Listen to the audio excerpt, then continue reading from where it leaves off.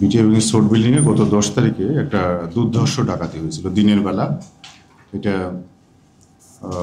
দুপুর 12টা থেকে বা 12টা 15 মিনিট আনুমানিক সময়, এরকম সময় থেকে বেলা 2টা 2:30টা পর্যন্ত প্রায় 2 ঘন্টা ব্যাপী, 2.5 ঘন্টা ব্যাপী এই খুশির এই জায়গাটাতে দুর্ধর্ষকের ডাকাতি হয়।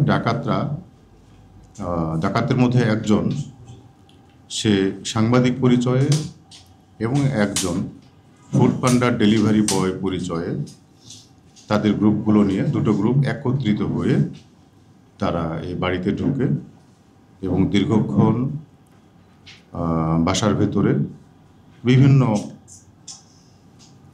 মূল্যবান সামগ্রী খুঁজতে থাকে।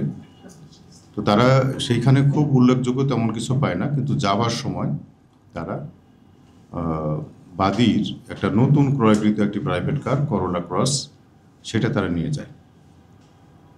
তো এটা খবর পেয়ে এটা খুলশী থানায় মামলা হয়। আপনারা জানেন এই ঘটনায় খুলশী থানায় মামলা হয়, কিন্তু আমার যেহেতু এই এলাকাটা আমার ডিবি উত্তর বা দক্ষিণের মধ্যে পড়ে, আমি ডিসি ডিবি উত্তর হিসেবে এটাকে আমরা একটা শ্যাডো ইনভেস্টিগেশন বলে, আমাদের ছায়া তদন্ত বলে, সেটা আমরা শুরু করি এবং আমাদের টিম, আমাদের 5 নম্বর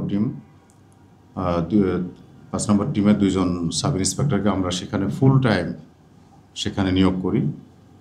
তারা এটা খুব আন্তরিকতার সাথে, খুব ডেডিকেশনের সাথে এটাকে দেখতে থাকে এবং দেখতে দেখতে আমরা কিছু ক্লু পেতে থাকি। সেই ক্লু ধরে ধরে আগাতে আমরা পুরো টিমটাকে শনাক্ত করতে পারি। তাদের মধ্যে একজন শাহেদ,